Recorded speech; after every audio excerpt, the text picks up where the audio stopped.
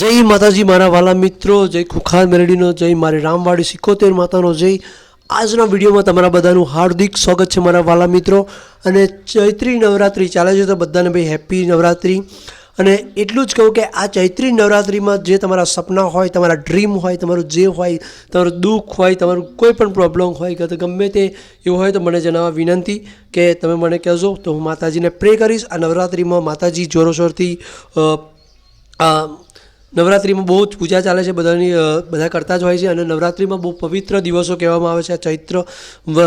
ચૈત્ર મહિનો એવો છે કે માતાજીઓ માટે બહુ જ પવિત્ર કહેવામાં આવે છે। અને માતાજી આપણે કહીએ ધાર્યું કામ કરે છે ભાઈ। તો બધાને એટલું જ કહેવાનું કે જે પણ તમારું ડ્રીમ હોય, તમારું સપનું હોય, મને કમેન્ટની અંદર જણાવવા વિનંતી કે તમારું કોઈ પણ એવું લાગે કે ભાઈ આ મારે સંજયસિંહ આ કામ છે તો તમે મને આનો માતાજીને પ્રે કરજો તો અમારું જલ્દી કામ થઈ જાય। અને ચૈત્ર મહિનાની અંદર માતાજીનું નામ કમેન્ટની અંદર લખવાનું ભૂલતા નહીં। જય માં રામવાડી 71 લખવાનું ભૂલતા નહીં। જય માં બારેજાવાળી ખુખાર મેલડીનું નામ પણ તમે લખી શકો છો। અને તમારું જે ડ્રીમ હોય, તમે સપનું હોય, માતા મને કહી શકો છો તો વહેલી તકે આ લગભગ રવિવાર સુધી માતાજીનું છે નવરાત્રિ, ત્યાં પહેલાં હું તમારું જે હોય પ્રે કરી શકું અને માતાજીને કહી શકું કે તમારા કામ પૂર્ણ થઈ જાય। અને જે પૂરા થઈ જ જાય છે, ઘણા એવા લોકોના થયા છે, ભલા કામ થઈ ગયા, ભલભલી બીમારીઓ દૂર થઈ ગયા છે, ભલભલાનું કામ થઈ ગયા છે ભાઈ। તો તમારું પણ થઈ શકે છે। તો મિત્રો કમેન્ટ કરવા વિનંતી અને મને જણાવવા વિનંતી, અને તમારા ગામનું નામ જરૂરથી કમેન્ટ કરજો। જે પણ વિડીયો જોતા હોય એમને કહેવાનું કે હું સંજયસિંહ વાઘેલા રામપુરા જગલાસીથી બોલું છું ભાઈ। બીજું એટલું કહેવાનું કે મારે અત્યારે એ વિડીયોની અંદર કહ્યું કે ચૈત્ર મહિનો એટલે એકદમ પવિત્ર મહિનો। કોઈ પણ 30 તારે પાવાગઢ જાઓ, તમે ગમે તે જગ્યાએ જાઓ, બારેજા જાઓ, અમારા રામપુરા આવો, ગમે તે જગ્યાએ જાઓ, વોટ કોઈ પણ મંદિરે જાઓ, અંબાજી જાઓ, કોઈ પણ જગ્યાએ જાય, પવિત્ર સ્થાન માતાજીઓના જેટલા સ્થાન છે, માતાજીઓ ચૈત્ર મહિનાની અંદર રમવા નીકળે છે અને ઘણા એવા પરિણામો સારા મળે છે। ચૈત્ર મહિનામાં પૂજા કરવાથી, માતાજીની પૂજા અર્ચના કરવાથી ઘણા બધા આપણને લાભો થાય છે। તો આપણે લાભો લઈ લેવાના છે મિત્રો।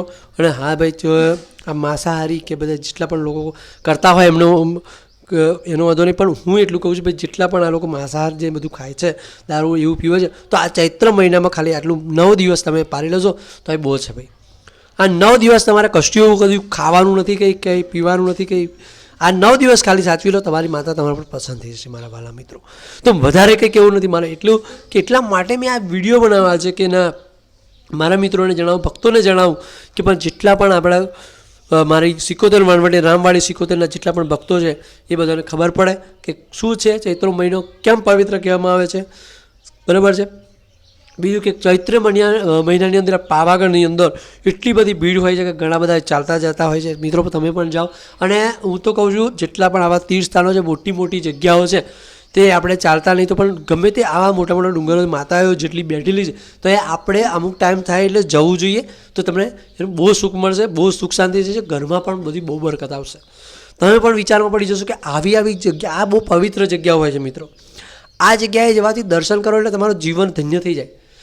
મારો કેટલાય દાખલા એવા છે કે હું પણ ગયો છું અને મારા જીવનની અંદર ઘણા બધા એવા દુઃખો દૂર થયા છે। તમે નહીં માનો, આ એક સત્ય હકીકત છે। અને વાત કહું જીગડીએ મારે શેર માટેની ખોટ હતી। અને તમારે પણ એવું હોય કમેન્ટની અંદર મને જણાવતા છે, હું મારી માતાને પ્રે કરીશ તો તમારે ભાઈ શેર માટેની ખોટ હોય, કોઈને પણ એવું લાગતું હોય કે ભાઈ છોકરા એવું ના થતું હોય કોઈને, તો માતાજીને મારી કમેન્ટ મને જણાવી દેજો। હું તમારા પ્રત્યે હું પ્રે કરીશ અને તમારા જીવનમાં ખુશીઓ આવી જાય એવું આપણે કરીશું। અને માતાજી શ્રદ્ધાથી, પૂરા દિલથી અને એક સાચા દિલથી અને એક સાચા ભાવથી ચૈત્ર મહિનામાં માતાજીને યાદ કરજો અને કહેજો કે માં મારે આટલી વસ્તુની જરૂર છે, માં મને જરૂર પ્રાપ્ત કરશે, તારી માં મને પૂરો તારી પર વિશ્વાસ છે, આટલું કહેજો। તમે આ મારો કિસ્સો સાંભળી લો। પહેલાં હું પાવાગઢ ગયેલો, તે મારે આ પ્રોબ્લેમ હતો અને તે માતાજીઓને તે હું પવિત્ર, મારો નિયમ છે કે હું જે તીર્થ ઉપર છું એટલે હું કોઈ પણ વિચાર કરતો નથી, સિર્ફ માતા અને હું એ રીતનું રહું છું।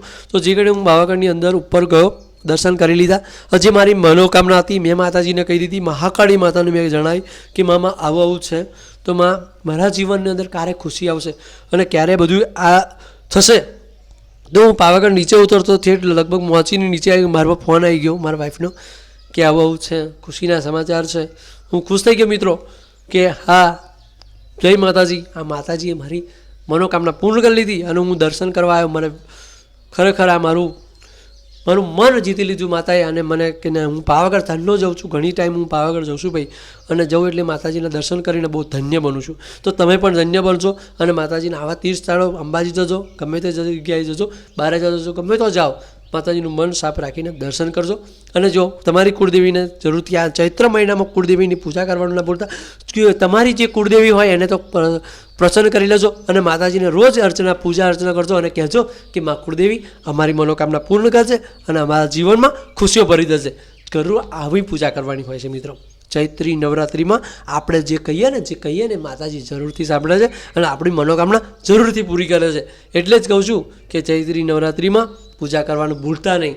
અને મેં એક વાત તમને કદાચ પહેલાં વિડીયોની અંદર જેને પણ વિડીયો જોશે એને ઉપાય પણ કહ્યો હતો કે શું કરવાનું છે તમારે ચૈત્રી નવરાત્રિમાં પૂજા કઈ રીતે કરવાની છે. મેં પહેલાં વિડીયોમાં જણાવ્યું છે, જોઈ લેજો જરાક તો તમને ખબર પડી જશે. વધારે કંઈ કહેવાની જરૂર નથી. અને વાલા મિત્રોને બધાય ખુશીઓ માતા બધાના જીવનમાં ખુશીઓ ભરી છે. આખું ગુજરાત અને આખું તો વર્લ્ડ દુનિયા આખી ખુશ રહે એવી માતાજીને હું પ્રાર્થના કરું છું.